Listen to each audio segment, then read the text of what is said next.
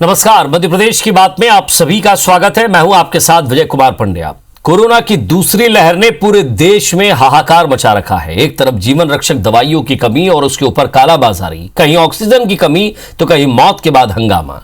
ये सारी तस्वीरें आप तक जरूर पहुंची होंगी, लेकिन आज बात 18+ पर आकर फंस गई है, क्योंकि 18 साल से ऊपर के लोग ये सोचकर बैठे थे कि अब हमें भी वैक्सीन जल्द ही लगने वाली है। तारीख भी तय की गई 1 मई, लेकिन मध्य प्रदेश के पास फिलहाल वैक्सीन नहीं है, इसलिए 18+ को इंतजार करना पड़ेगा। कितना, ये तो हुक्मरान ही जाने, पर इस पर अब विपक्ष लगातार हमलावर होता जा रहा है और सोशल मीडिया पर भी 18+ सवाल पूछ रहा है।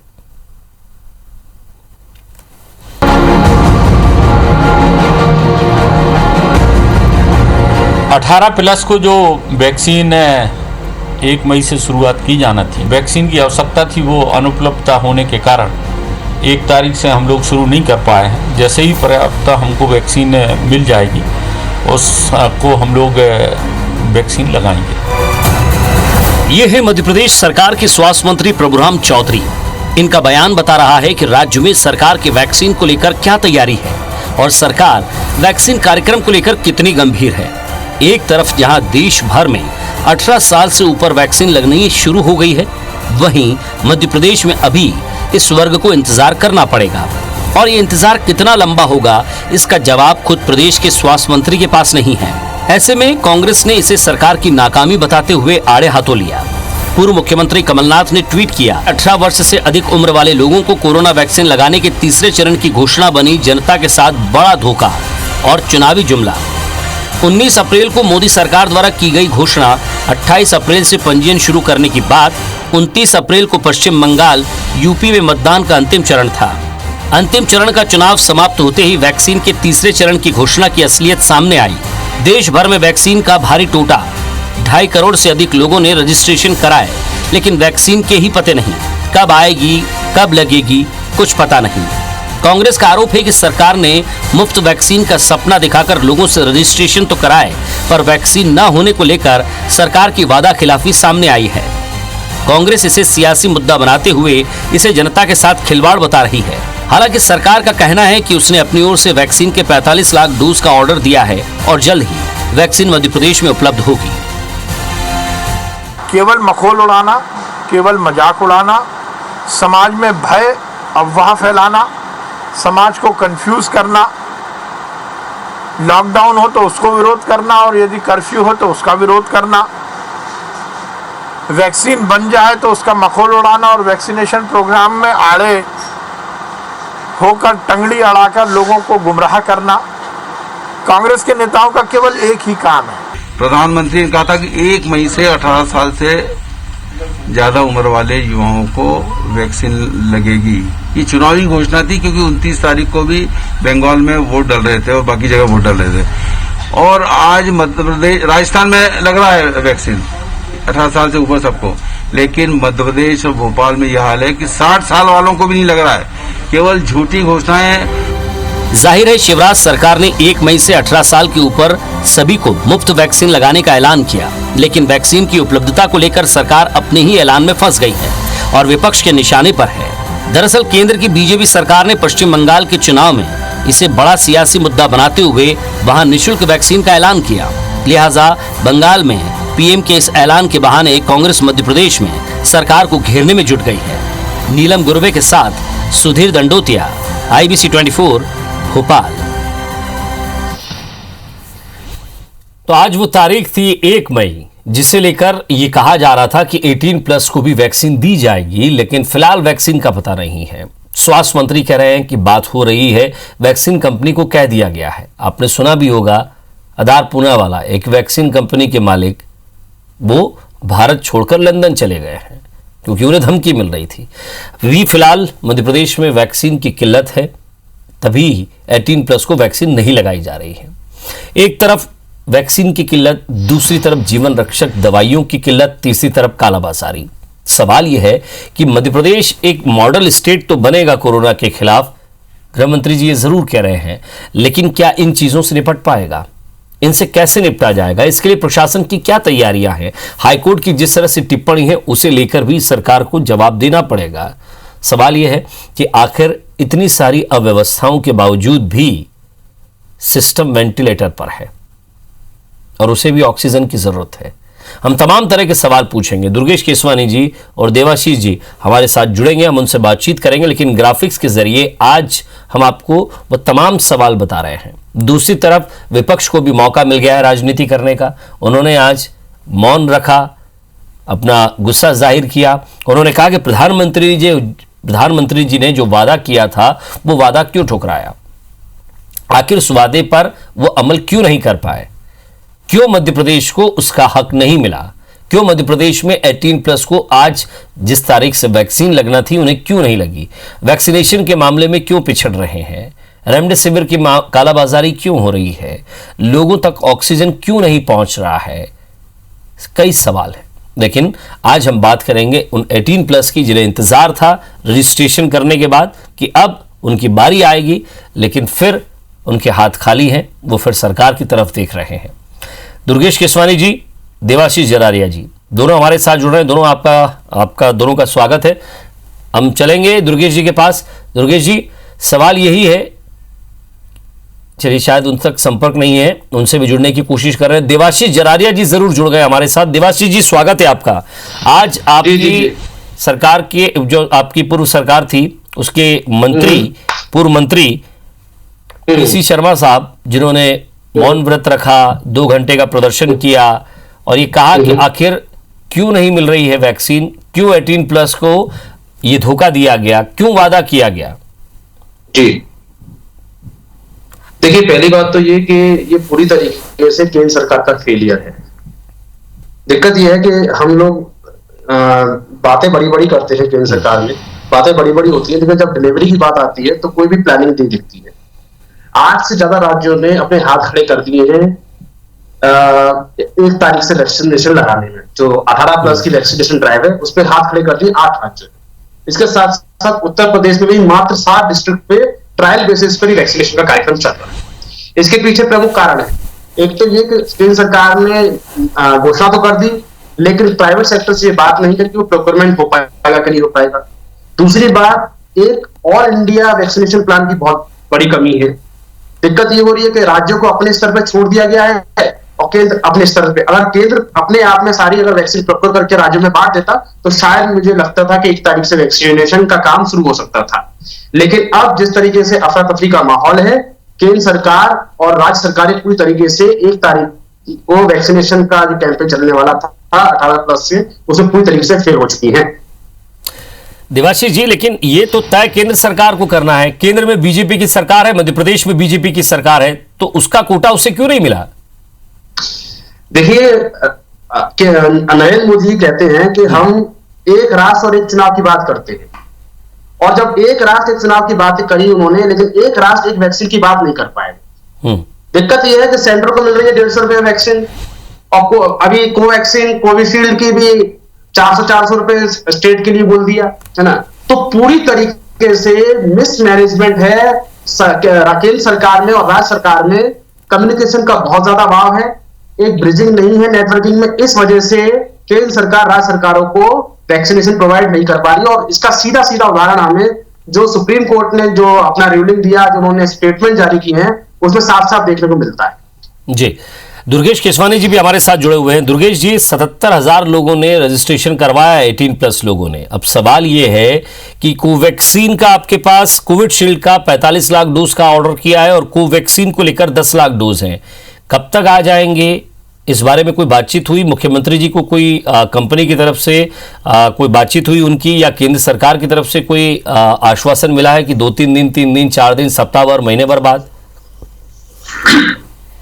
देखिए विजय जी, मुझे लगता है कि जो हमारे कांग्रेस के प्रवक्ता साथी जिनको मैं सुन रहा था, वो सिर्फ आरोप पर आरोप लगाए जा रहे हैं।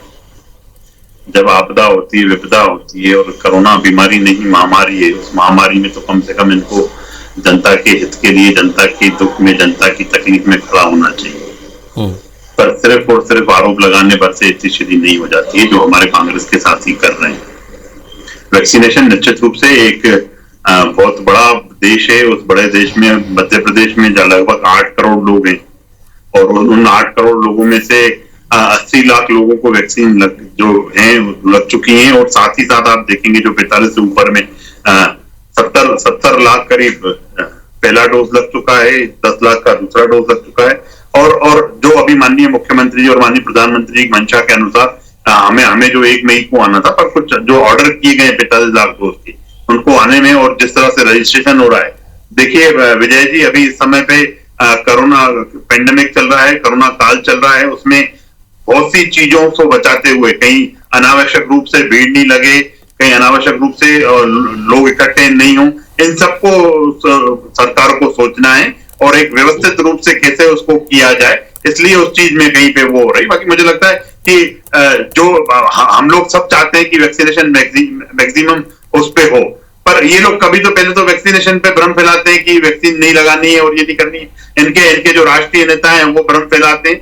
ये भ्रम फैलाने का समय नहीं है, पैनिक क्रिएट करने का समय नहीं है, ये जनता के साथ खड़े होने का समय है।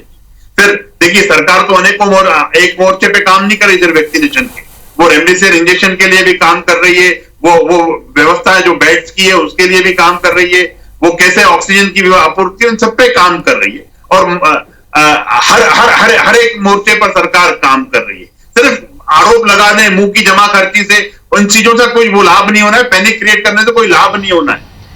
आपदा का समय है, साथ खड़े होके अच्छा इनोवेटिव काम करेंगे तो निश्चित रूप से जनता भी आपको सराहेगी, वरना जो आपका हाल 440 से 40 तक हो गया है, मुझे लगता है कि आने वाले समय में आप कहीं दिखेंगे नहीं परिदृश्य में। जी, मैं बोलूं, मैं जवाब दे दूं? देवाशीष जी, मैं एक सवाल पूछ रहा हूं, जरा उसके बाद आप अपनी बात रखिएगा। दुर्गेश जी, संकट का समय है, हम भी आप पर कोई आरोप नहीं लगा रहे हैं, न सरकार की नीयत और नीति पर सवाल उठा रहे हैं। कितनी वैक्सीन अभी फिलहाल बची है ये सरकार बताना नहीं चाहती। आज हाईकोर्ट की टिप्पणी आपने सुनी होगी, हाईकोर्ट का जो आदेश आया है, सरकार से कई तरह के सवाल जवाब हुए हैं वैक्सीनेशन को लेकर, रेमडेसिविर को लेकर, साथ ही साथ इंजेक्शन लेकर, दवाइयों की कालाबाजारी को लेकर कई तरह के सवाल पूछे, केंद्र सरकार से भी सवाल पूछे। मैं आपसे सिर्फ इतना सा पूछना चाहता हूं कि नरसिंहपुर में एक ट्रक मिलता है जिसमें 1 लाख वैक्सीन होती है और वो लावारिस मिलता है। सवाल यह है कि आपके पास वैक्सीन नहीं है, दूसरी तरफ लावारिस मिल रही है, कौन जिम्मेदार था उसका? अब आप कह देंगे ये जांच का विषय है। मुझ जैसे कई युवा ये इंतजार कर रहे थे जिनके बीच भारतीय जनता पार्टी पहुंची और उपचुनाव में जीत कर आई, उन्हीं युवाओं ने आपको वोट दिया होगा। अब वो इंतजार कर रहे हैं कि हमने आपको वोट दिया, कम से कम जो राइट टू हेल्थ का अधिकार है, वैक्सीन तो लगा दीजिए। देखिए पंड्या जी, निश्चित रूप से जो जनता है, जो युवाओं की आप बात कर रहे हैं, हम सिर्फ जो हमें आप जो वोटिंग की बात कर रहे हैं, जिन्होंने वोट दिया है, हम उनकी भी बात नहीं कर रहे हैं। हम पूरे समस्त प्रदेश के 8 करोड़ लोगों की बात कर रहे हैं और व्यवस्थित रूप से लगे इसकी चिंता माननीय मुख्यमंत्री जी कर रहे हैं, माननीय गृह मंत्री जी कर रहे हैं, सभी लोग चिंता कर रहे हैं कि कैसे व्यवस्थित रूप से उनको इंजेक्शन लगे। और निश्चित रूप से आपकी ही सरकार में, केंद्र में आपकी सरकार, राज्य में आपकी सरकार, वैक्सीनेशन की कंपनी के मालिक को धमकियां मिलती हैं, वो भारत छोड़कर लंदन चले जाते हैं। देखिए विजय जी, मैं जिस पॉइंट पे लेके आप मुझसे बात कर रहे हैं, मैं निश्चित रूप से उसी चीज का मैं जवाब दे रहा हूं आपको। एक बड़ा देश है, उसको व्यवस्थित उन चीजों को जिस तरह से आपने कहा कि रजिस्ट्रेशन हुआ है, तो निश्चित बड़ा रूप से देश है सर, उतनी बड़ी पार्टी भी तो है आपकी। आप तो कहते हैं दुनिया की सबसे बड़ी पार्टी है आपकी। निश्चित रूप से दुनिया की सबसे बड़ी पार्टी, आपके पास इतने अनुषंगिक संगठन है, मैं आरोप नहीं लगा रहा हूं। अगर यही अनुषंगिक संगठन, मैं आपसे पूछना चाहता हूं, कितने ऐसे लोग हैं, देखिए मैं पर्सनली नहीं हो रहा हूं, चाहे बीजेपी हो चाहे कांग्रेस, देवाशीष जी आप भी सुनिएगा, आपसे भी सवाल कर रहा हूं, बीजेपी और कांग्रेस के ऐसे कितने लोग हैं जिन्होंने कोरोना से ये लड़ाई लड़ी है और कोरोना से लड़ाई लड़ने की जीतने के बाद उन्होंने अपना प्लाज्मा डोनेट किया? बताइए जरा। आप यहां बैठकर आरोप प्रत्यारोप कर रहे हैं। देवाशीष जी, मेरा सवाल आपसे भी है क्योंकि आप केंद्र पर भी सवाल उठा रहे हैं। आपकी पार्टी के कितने लोग हैं? भोपाल में एक सेंटर ऐसा है जहां 6 महीने तक कोई भी ब्लड डोनेट करने नहीं आया, प्लाज्मा देने नहीं आया। विजय जी, पहली बात तो ये कि प्लाज्मा थेरेपी वर्क कर रही है कि नहीं कर रही है, ये अपने आप में चिकित्सीय जो प्रणाली है। चलिए, आप प्लाज्मा थेरेपी पर भी सवाल उठा दीजिए। देवाशीष जी, जब तक आप आरोप लगा रहे थे तब तक मैं आपको अच्छा लग रहा था। मेरी बात सुन लीजिए। जब तक आप आरोप लगा रहे थे, देवाशीष जी एक युवा हैं आप, मेरी बात सुनिए, आप जरा सुनिए, देखिए सुनिए, विपक्ष का काम संकट के समय आरोप लगाना नहीं है, मदद करना भी है। डोनेट करता हूं और बहुत से लोग मैं बता देता हूं, मेरी कांग्रेस पार्टी में बहुत मैं ये नहीं कह रहा हूं कि आप डोनेट नहीं करते या करना नहीं चाहते। सवाल, मैं उस तरफ डिबेट नहीं भड़का रहा हूं, यहां प्लाज्मा की बात नहीं हो रही है, सवाल उनकी हो रही है, उनकी बात हो रही है। तो हमारे विधायक बताइए ना, इंदौर में हमारे विधायक काम कर रहे हैं, ऑक्सीजन हमारे कमलनाथ जी पहुंचा रहे हैं, ग्वालियर में ऑक्सीजन हमारे कमलनाथ जी पहुंचा रहे हैं। हम लोग विपक्ष में जो हमसे भूमिका हो सकती है वो अदा कर रहे हैं। दूसरी बात रही कोरोना के ये वैक्सीनेशन ड्राइव की, तो इसकी घोषणा हमने तो नहीं करी। हमने तो केंद्र सरकार को ये सुझाव नहीं दिया कि 1 मई से आप घोषणा कीजिए। ये किसका निर्णय था? जवाब दीजिए दुर्गेश जी, क्या प्रधानमंत्री जी ने जवाब दीजिए दुर्गेश जी। देखिए विजय जी, इसका जवाब तो मेरे कांग्रेस के साथी ने खुद ही दे दिया। वो इतना फ्रस्ट्रेट होके बात करने लग गए। क्यों नहीं गिना पा रहे हैं कि आज जनता के बीच में कौन है? हम तो स्पष्ट रूप से कह रहे हैं कि हमारे प्रदेश के अध्यक्ष माननीय वीडी शर्मा जी ने जब आह्वान किया तो हमारे लाखों लाख कार्यकर्ता मैदान में उतर गए। इससे पहले भी जब भी संगठन ने आदेश किया, कार्यकर्ता आपको मैदान में दिखा। सिर्फ आरोप लगा देने से काम नहीं होगा देवाशीष जी। तो कांग्रेस में शगुन रह गया। अरे हम तो हर मोर्चे पे काम कर रहे हैं। आप संगठन की बात कर रहे हैं तो हम बता दें कि हमारे संगठन ने जब वैक्सीनेशन ड्राइव शुरू हुई तो हमारे संगठन ने घर घर जाके लोगों को गेट नॉक करके उनसे किया कि 45 साल से ऊपर का जो है उनको लगाए। हम लोग जनता के बीच में जाके हम लोगों ने उनको पहुंचाया है। हमारे अध्यक्ष जी ने यहाँ तक बोला कि अगर कहीं गाड़ी की जरूरत पड़ रही है, अगर वो कहीं पे कोई जरूरत पड़ रही है तो हर कार्यकर्ता। चलिए, मैं आप दोनों को विस्तार पूर्वक सुनूंगा, अपनी बात एक एक करके रखिएगा। देवाशीष जी, क्या लग रहा है आपको? कुछ समय लगेगा, और जो ये समय लग रहा है इसमें अगर कोई बीमार होता है या कोई कोरोना से पीड़ित होता है, क्योंकि जैसे जैसे समय बढ़ रहा है वैसे वैसे बीमारी तो अपने काउंटिंग के हिसाब से चली रही है, वो रोज आंकड़े बढ़ा रही है। हालांकि मध्य प्रदेश के लिए थोड़ी सी, बहुत ज्यादा नहीं, थोड़ी सी खुशी की बात यह है कि रोज उसके मरीज भी बड़ी तादाद में डिस्चार्ज हो रहे हैं, होम आइसोलेशन में भी डॉक्टर से संपर्क में है। मेरा सवाल यह है कि वो युवा जो आप जैसा, या मैं युवा आपको भी मानता हूं दुर्गेश जी, ऐसा नहीं है, आप भी अभी भी युवा ही हैं, और हमारे जैसे युवा या बाकी जो युवा जो घर से दूध, सब्जी, फल, फ्रूट या बाकी किसी काम के लिए निकलते हैं, या किसी कोरोना मरीज के अटेंडर हैं, कम से कम उसे एक विश्वास तो ये रहे कि उसे वैक्सीन लग गई है। विजय जी देखिए, मैं बिल्कुल आरोप ये नहीं लगा रहा कि सरकार को कितने तारीख को डिसीजन लेना चाहिए था कि वैक्सीनेशन लगवाए। यह केंद्र सरकार का अपना निर्णय था। दूसरी बात यह कि सरकार ने, मुझे समझ में नहीं आ रहा कि सरकार ने स्वयं ये घोषणा करने से पहले कंपनी से बात करके प्रोक्योरमेंट का जिम्मा क्यों नहीं लिया? अगर केंद्र सरकार खुद प्रोक्योर कर लेती तो डिस्ट्रीब्यूशन आसान हो जाता। हमें ये भूलना नहीं चाहिए कि भारत दुनिया की सबसे ज्यादा वैक्सीनेशन प्रोड्यूस करने वाला देश है, साथ ही साथ सबसे ज्यादा वैक्सीनेशन ड्राइव लगाने वाला देश भी भारत है। हमारा सप्लाई सिस्टम और वैक्सीनेशन सिस्टम इतना मजबूत है जितना दुनिया में कहीं पर भी नहीं है। उसके बाद भी हमारे सिस्टम की ऐसी दुर्गति जो हो रही है वो केवल प्लानिंग है उसमें कमी को दर्शाती है। अगर प्लानिंग सही से होती, अच्छे से डिसीजन लिया होता, सेंटर और स्टेट में बेटर कोऑर्डिनेंस होता, और साथ ही साथ केंद्र सरकार अगर कंपनी को फायदा नहीं पहुंचाती। यहाँ पर वो कह रहा है कि स्टेट को अपने जिम्मे पर छोड़ दिया गया है। अरे ये क्या बात हुई? क्या भारत देश अलग अलग है? क्या मध्य प्रदेश भारत का हिस्सा नहीं है? तो मध्य प्रदेश की सरकार को 400 रुपए में वैक्सीन मिलती है और केंद्र सरकार को 150 रुपए में वैक्सीन मिलती है। सुप्रीम कोर्ट ने भी सवाल उठाया है कि ऐसा क्यों हो रहा है? क्या महामारी के समय में हम ये अलाउ कर सकते हैं किसी कंपनी को कि वो मुनाफा कमाए, मुनाफाखोरी करे?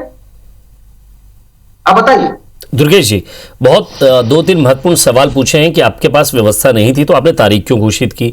दूसरा, राशि को लेकर भी वो बात कर रहे हैं। तीसरा, अगर आपके पास व्यवस्थाएं नहीं हैं तो कम से कम बयानबाजी से या तारीख की घोषणा करने से बचें। देखिए विजय जी, कहीं कोई घोषणा करने से और इन चीजों से हम किसी चीज से मुकर नहीं रहे हैं। इतना बड़ा उस चीज को आप मेरे कांग्रेस के साथी ये समझ नहीं पा रहे हैं कि इस समय पे कोरोना काल चल रहा है, कहीं कोई दिक्कतें होंगी जिसकी वजह से 1-2 दिन जिस चीज में देरी हुई है, उस चीज को ये इश्यू बना के पैनिक क्रिएट। अच्छा मुझे ये बताइए दुर्गेश जी, मेरा एक सीधा सवाल है, मेरी बात हम लोगों ने 40 लाख वैक्सीन ऑर्डर की, कितनी वैक्सीन आने वाली है और कितनी आने वाली है, इसका जवाब मत करिए। बात करके विजय जी इनको बोलिए इतनी न करें। ये अभी कमलनाथ जी की बात कर रहे थे। कमलनाथ जी उद्योगपति हैं, बहुत बड़े उद्योगपति हैं, और ये लोग कांग्रेस के सभी लोग हमेशा उनकी चर्चा करते हैं कि बड़े ही वो एक्सपीरियंस हैं, और उनका एक्सपीरियंस, माफ कीजिएगा, 15 महीने में इनका कोई एक्सपीरियंस मध्य प्रदेश के काम नहीं आया। अब वो उद्योगपति हैं, कितने उद्योगपतियों से लेकर उन्होंने चर्चा कर ली, कितने उद्योगपतियों को उन्होंने ऑक्सीजन के लिए बोल दिया, कितने उद्योगपतियों से रेमडेसिविर की बात कर ली, नहीं की। सिर्फ ये पैनिक क्रिएट करना चाहते हैं कमलनाथ। आप ये देखिए कि मेरे भारतीय जनता पार्टी के विपक्ष के पूर्व मुख्यमंत्री से आशा लगा रहे हैं। मैं तो बहुत धन्य हो गया, इस डिबेट सार्थक हो गई, सार्थक हो गई, जहां पर भारतीय जनता पार्टी के प्रवक्ता को कांग्रेस के लोग विपक्ष के नेता से उम्मीद लगानी पड़ रही है कि वो कंपनी से बात करे, वो कंपनी से बात करे और वो जनता की मदद कर पाए। आप फिर काहे के लिए मगरमच्छ के आंसू बहा चैनलों पे आके कि हमारे कमलनाथ जी सुन रहे हैं, हमारे हाथ में जो मदद है वो हम लोग कर रहे हैं। नेता होना भी एक हमारे हाथ में जवाबदारी है, उस जवाबदारी को भी कमलनाथ जी सही से नहीं निभा पा रहे हैं। अपने प्लान से ऑक्सीजन भेजा, आपको जब हथियार दिया है विरोध का जनता साहब ने अपने प्लान से ऑक्सीजन भेजा राजगढ़ को। सिर्फ पैनिक क्रिएट करने की बात करेंगे, सुनिए मेरी बात, पैनिक क्रिएट करके आप बात करना चाहते हैं। ये सिर्फ आपको आईवाईसी चल रहा है, दुर्गेश जी सुन लेते हैं, एक एक की बात सुन लेते हैं। वो कुछ कह रहे हैं तो सुन लेते हैं, आप कुछ कह रहे हैं तो वो सुन लेंगे। चलिए देवाशीष जी आप बोलिए, आपके पास 20 सेकंड है। हाँ, मैं ये बोल रहा हूँ कि जिंदल साहब ने, ठीक है, कांग्रेस के नेता हैं, उन्होंने ऑक्सीजन भिजवाया। ग्वालियर में डेली सिलेंडर पहुंच रहा है, कमलनाथ जी भिजवा रहे हैं। राजगढ़ में सिलेंडर पहुंचा, कमलनाथ जी भिजवा रहे हैं। इंदौर में सिलेंडर पहुंचा, कमलनाथ जी भिजवा रहे हैं, है ना। जहां पर भी सोशल मीडिया पे चल रहा है तो एसओएस आईवाईसी चल रहा है। फुल फॉर्म बता देता हूं, एसओएस इंडियन यूथ कांग्रेस चल रहा है। पूरे देश में कहीं पर भी अगर किसी को ऑक्सीजन की, रेमडेसिविर की, बेड की दिक्कत कमी आ रही है तो इंडियन यूथ कांग्रेस कर रही है। सरकार कहां है? बैठ के बातें कर रहे हैं, सरकार कहां है इसमें? कोई बात नहीं है। शिवराज सिंह चौहान कहां है इसमें? कुछ भी नहीं है। भारतीय जनता पार्टी सरकार कहां है इसमें? चलिए आपने सवाल पूछ लिया, दुर्गेश जी जवाब दे दीजिएगा। देखिए ये सिर्फ और सिर्फ पैनिक क्रिएट करने का काम कर रहे हैं विजय जी। ये जनता के बीच में कहीं नहीं है। अगर आप देखेंगे, कभी आपदा में, कभी पाले में, कभी किसी जगह पे, कभी कमलनाथ जी जब सरकार थी तब नहीं पहुंचे। अब विपक्ष, अब कोरोना काल में वो क्या पहुंचेंगे कहीं पे? सिर्फ ट्विटर करके इतनी श्री करना चाहते हैं। पूरा प्रदेश, एक सामान्य सा सवाल था, पूरा प्रदेश। मैं प्रधानमंत्री जी और नरेंद्र मोदी जी और साथ ही साथ शिवराज सिंह चौहान जी से कोई सवाल नहीं पूछ रहा हूं। मैं तो सिर्फ आपसे बात कर रहा हूं क्योंकि डिबेट का विषय मेरा 18+ को वैक्सीन नहीं पहुंचना है। सोशल मीडिया पर मुझे व्हाट्सएप पर कई तरह के मैसेजेस आ रहे हैं कि सर वैक्सीनेशन कब से शुरू हो जाएगा। तो आपके मार्फत ही शायद ये पता चल जाए, क्योंकि स्वास्थ्य मंत्री और चिकित्सा शिक्षा मंत्री ने कह दिया है कि अभी फिलहाल हमें इस बारे में जानकारी नहीं है। जब भी हमने ऑर्डर दे दिया है, 45 लाख का अलग ऑर्डर है, 10 लाख का अलग ऑर्डर है, हमने ऑर्डर दे दिया है। अभी ऑर्डर कब तक आएगा, कैसे पहुंचेगा, कुछ बातचीत हो रही है क्या? क्योंकि एक क्लियरिटी होनी चाहिए जनता के बीच और सरकार की बीच, पारदर्शिता होनी चाहिए। निश्चित रूप से कोरोना काल चल रहा है, उस काल में कैसे बचते हुए लोगों को, जैसे कहीं भीड़ नहीं इकट्ठी हो, कहीं लोग पता पड़े लाइन में गए और उस लाइन में लग के ही वो कहीं गए संक्रमण की ग्रसित तो नहीं हो जाए, इन सब चीजों पे विचार चल रहा है। और कैसे और 45 लाख डोज का ऑर्डर कर दिया गया है। दुर्गेश जी सुन लीजिए, आप बोल रहे हैं कि इतनी सारी वैक्सीनेशन है, अचानक से भीड़ आ जाएगी, तो उसको सुझाव दे देता हूं। सरकार के पास हमेशा सिस्टम है, सबके मोबाइल नंबर है, ऑनलाइन रजिस्ट्रेशन करा रही है। सरकार टोकन बांट दे, अपॉइंटमेंट फिक्स कर दे, उस समय आदमी आके लगवा लेगा। तो ये तो बात ही नहीं है, सिस्टम की तो बात ही नहीं है। बात यह है कि आपको पता ही नहीं कि वैक्सीन कब मिलेगी। आपकी केंद्र सरकार से कोई बातचीत नहीं है। हमने ऑर्डर कर दिया है, जो कंपनीज बनाने वाली है वो आपके अधीन नहीं आती है। चलिए, लेकिन जितनी देरी होगी उतनी ही असुरक्षा की भावना जरूर है लोगों में, और भावना ही नहीं, असुरक्षा की बात ही है, क्योंकि लोग इससे प्रभावित हो रहे हैं, लोग पीड़ित हो रहे हैं। जितनी देरी होगी उतना ही नुकसान इन 18+ वालों को होगा। सवाल यही है कि अब भी अगर बातचीत हो रही है और कितने दिन लगेंगे, तो सरकार एक तारीख तय कर दे, बता दे, या फिर कोशिश ये करे कि रजिस्ट्रेशन करने वालों को एक टोकन जारी कर दे। तमाम सारी चीज़ें हैं, लेकिन सरकार का कहना है कि हमारी तैयारी ग्राउंड स्तर पर पूरी है, जैसे ही वैक्सीन आएगी वैसे ही लगा देंगे। लेकिन वैक्सीन आएगी कब, ये एक बड़ा सवाल है, इसलिए क्योंकि आज की तारीख नियत थी। बहुत बहुत शुक्रिया आप दोनों का इस तमाम बातचीत के लिए। धन्यवाद।